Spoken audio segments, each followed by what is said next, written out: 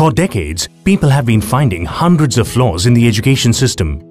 No conceptual understanding, no creativity, children are stressed, and the list goes on. All these are symptoms. But what is the root cause to all this? What is the fundamental flaw in the education system? Let us play a rapid-fire game. You have 1 second to answer every question. Let's start. First question. A4? Okay, no more questions. Did you think apple first? 98% of people are most likely to think so. Because that was what we were told in our kindergarten. Imagine that this was done differently.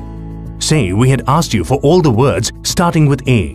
Ant, ace, April, apt. Different answers would have popped out of everyone's head. Do you see where the problem is? Before children start going to school, every child is unique.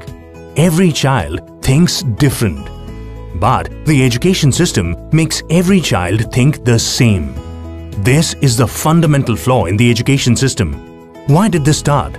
During the Industrial Revolution in the 18th century, the education system was designed to make children ready to work in factories.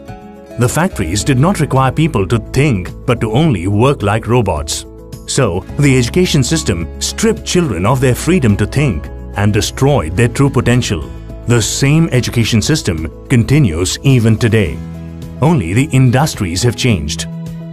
A study by NASA shows that 98% of children think different before they start going to school. As they go through this education system, at 25 years of age, only 2% think different and 98% think the same. So how does the education system make every child the same? Let's go back to the apple example. Kindergarten lessons told us that A is for apple. We asked you for words that start with A. Our education system gave us the answers. We asked you a question. Answers make you the same. Questions make you different. Right from kindergarten, the education system keeps giving answers. Instead of asking children how plants make food, the science teacher gives you the definition of photosynthesis. Instead of asking them to describe the sun, the teacher tells them that the sun is a ball of fire at the center of the solar system. Through their years in school, children lose the capability to think on their own. Whether it is their choice of career or their relationship or any situation in life, they become dependent on others for answers. They completely lose their true nature and their extraordinary potential remains unrealized. Now, we face a million problems in the world for which we are only awaiting answers. So, what is the solution? We need an education system that recognizes that every child is different and is questioning based so that it brings out the extraordinary human potential in every child.